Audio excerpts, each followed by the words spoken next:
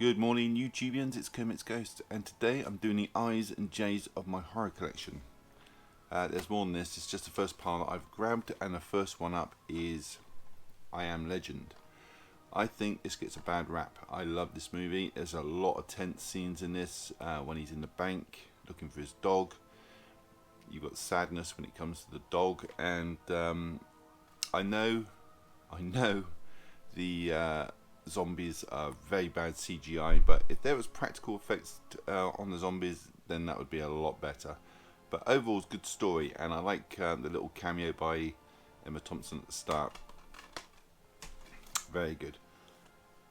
Identity. Now this one is a bunch of strangers arrive at this inn, well, like a motel, horrible weather, they're all taking shelter, and somebody's bumping them off one by one. It's one of those. It's really good. You've got a great cast in this. John Cusack at his best. Rebecca De Mornay's in this. Amanda Peet, Alfred Molina, Ray Liotta. It's a very good sort of whodidit and a bit of a twist as well. Very enjoyable. I, Frankenstein, Aaron Eckhart.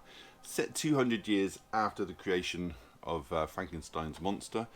The monster now has a name called Adam, if I remember right, and he's sort of battling evil and saving humanity.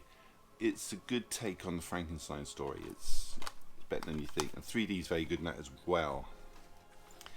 I Know What You Did Last Summer, about these four teens. They go out for a drive whilst drunk, kill someone, or do they kill them? They make a pact to keep it a secret, and it comes back and bites them in the ass. Basically, they get notes the next year. You know, one gets a note, one gets his hair cut, and all this. And it is just to signify that they know what they did last summer. Hence the title. Good cast in that. You got Sarah Michelle Gellar, Ryan Phillippe, Jennifer Love Hewitt, Jolly Galaki's in that, I think, as well, from Big Bang Theory. A sequel. I didn't see the sequel, so I don't know. Mekhi Phifer's in this, Freddie Prinze Jr., Brandy, whoever Brandy is, and Jennifer Love Hewitt is back for the sequel. I Still Know What You Did Last Summer. Now, if you have your collection listed on Blu-ray.com, you can go in and search a specific genre, and it'll tell you all your horrors in that. And this come up as horror: The Incredible Shrinking Man. The two people, man and wife, on a boat sunbathing out at sea. Now the wife goes down into the boat, and the guy stays above. There's a mist that rolls in, covers him like a spray, and nothing happens. Later on in the day, he accidentally gets squirted with insecticide, and he starts to shrink, slowly at first, but then eventually goes down to 6 inches tall and has to live in a doll's house, where he has to fend himself off from domestic cats, but to him they're giants and spiders, that kind of thing. So nice one. I like that kind of movie. And next up is Infection. This is a small budget horror, but it's all practical effects. Very, very good. I think it's all practical effects anyway. I can't think of any CGI moments in this.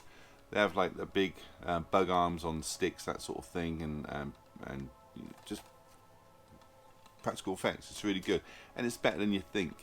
Very good. Bugs are taking over the world. Think of Starship Troopers, but on Earth. Not that big, not ginormous, but they're big enough to be scary. Innkeepers. Now this is, I'll show you the artwork on this. Hated by a lot of people. It's about two minimum wage workers, the ghost hunters, and they're trying to prove that the Yankee Peddler Inn is haunted, and it's the last day. It's going to shut down, and they just want to prove that it's haunted before they go. Simple as that. Insidious. Patrick Wilson is in this, and it's trying to disprove a house is haunted, or prove the house is haunted. But is it really the house that is haunted? That's the question of the film. Is it the house? Is it not the house? That's all I'm going to say. I don't want to give it away, but Insidious. And then there's a few spin-offs from this as well. Next up is an interview with a vampire. I don't know if you can see that because of the glare. It's very early. It's like 7 a.m. on a Sunday morning. Anne Rice's bestseller about the vampire, played by Tom Cruise. Now, Anne Rice didn't want Tom Cruise. As soon as she heard Tom Cruise is going to be playing it, she didn't want him until she saw screen test, and she thought, well, what am I making a fuss about? He's brilliant. It's Christian Slater's interviewing Brad Pitt, and he's looking back over the decades of his exploits as a vampire, with Tom Cruise as the stat. Also got a very young Kirsten Dunst in this. Quite dark. It's just over 2 hours. Well worth a watch. Now these two, this one was listed, this one wasn't, but Invasion. It's an alien takeover, and some good scenes in this, and I believe Nicole Kidman got injured whilst making this. See the car crash when all the alien people, because they get inside you and sort of overtake your body. It's like that, like a parasite. And they're all on top of the car, and she's driving. And I think she broke something, a rib or something. I don't know. Or got knocked out. But that's a good alien takeover film. Daniel Craig is in that as well. Quite tense in places as well. Kind of creepy. This one, it's not the. I don't know if it's the original. They've made quite a few of these. Invasion of the Body Snatchers. You've got Leonard Nimoy in this. You've got young Jeff Goldblum and Donald Sutherland. Donald Sutherland is outstanding in this. There's a little bookie, this one. Arrow release. There's the alternate cover. Good movie. It's more alien-like because of the pods, and Donald Sutherland at the end when he's pointing. Very good. Very good. I'm not giving too much away. You need to watch this. Invasion of the Body Snatchers. Alien Takeover. Island of Dr. Moreau. You got Michael York in this. You got Burt Lancaster. Burt Lancaster is the Doctor. Michael York rolls up on shore in his boat like a castaway. He's being shown around the island. He does come across these creatures, humanimals, and I liken them to. If you've seen Time Machine, the Morlocks, that kind of thing, they're sort of strong, fast. Don't look like the Morlock, well, kind of. Not very bright. It's good, and they're like genetically and surgically altered by Dr. Moreau's program. So, well worth a watch. Very, very good. I enjoy that one. I Sell the Dead. Now it's got that Dominic Monaghan who played Charlie in Lost, and you've also got Ron Perlman. Ron Perlman has a dodgy Irish accent that you can see in there.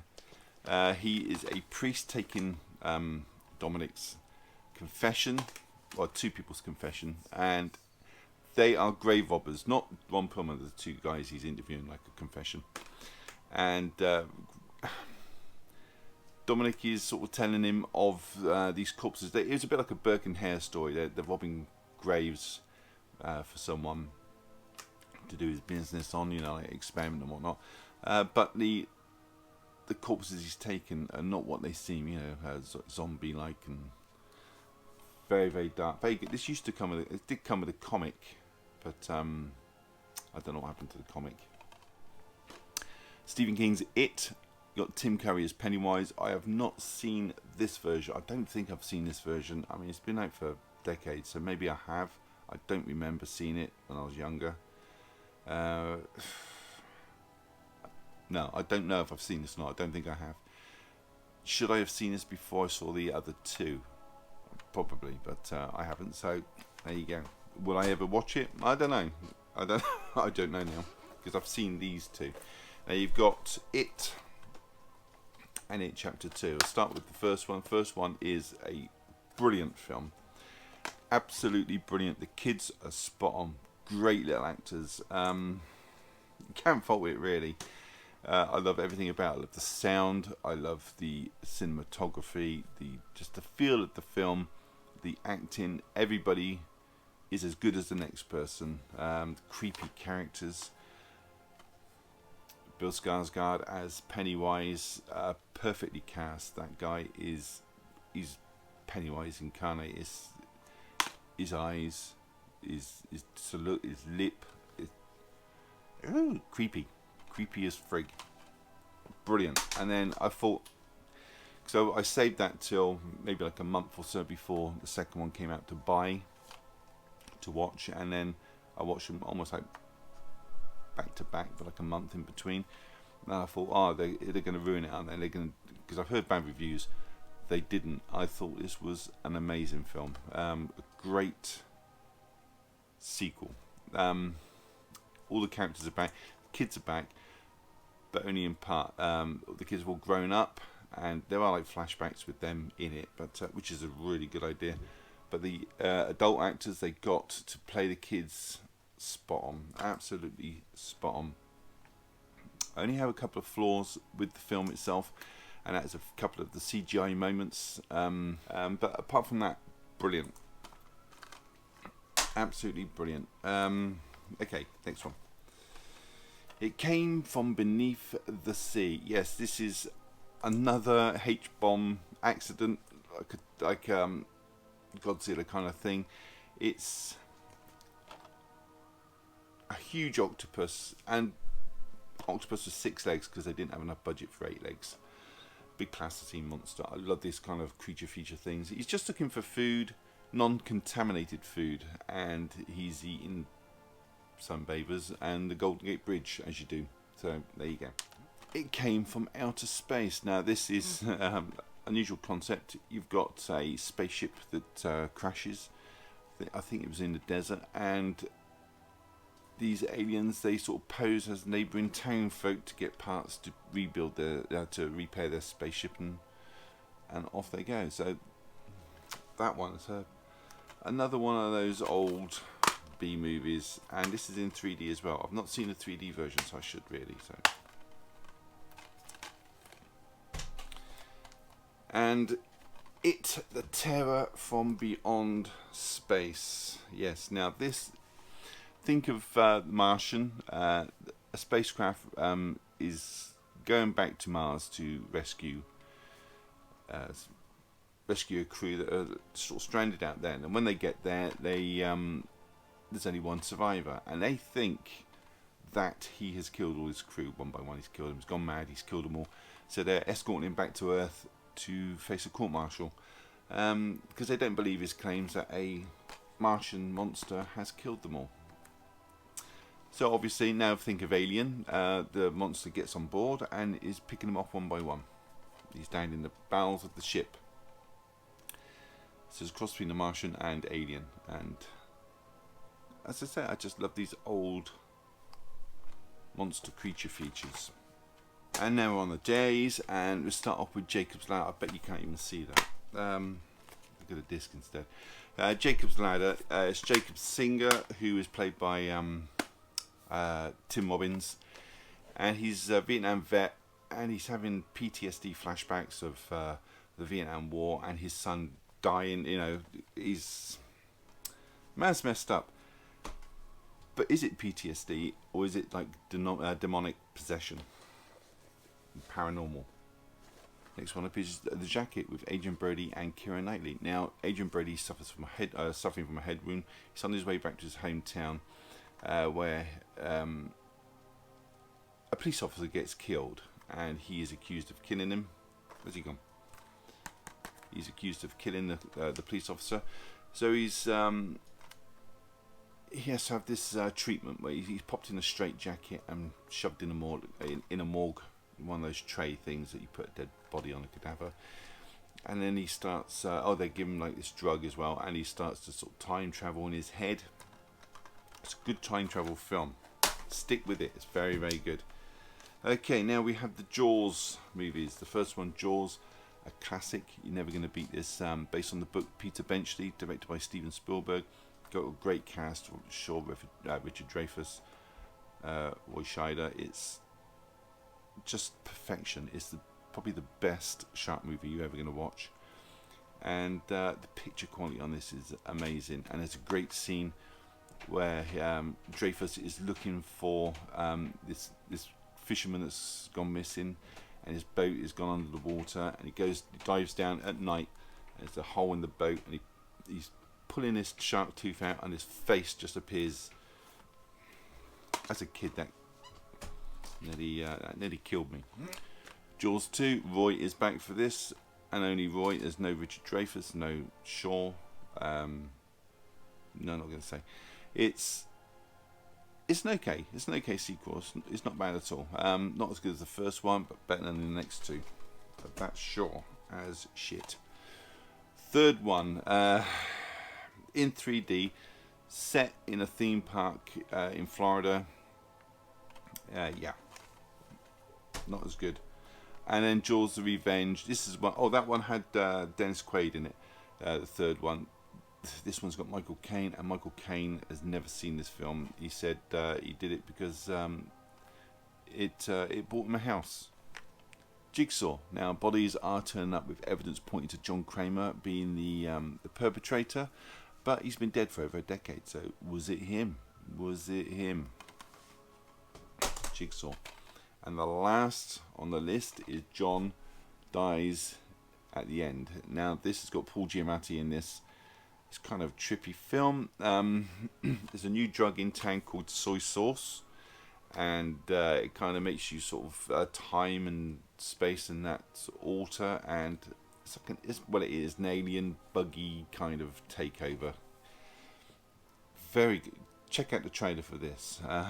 Yeah, and it's got Clancy Brown in this. He was the guard from Shawshank, and he was also in Highlander. There Can Be Only One.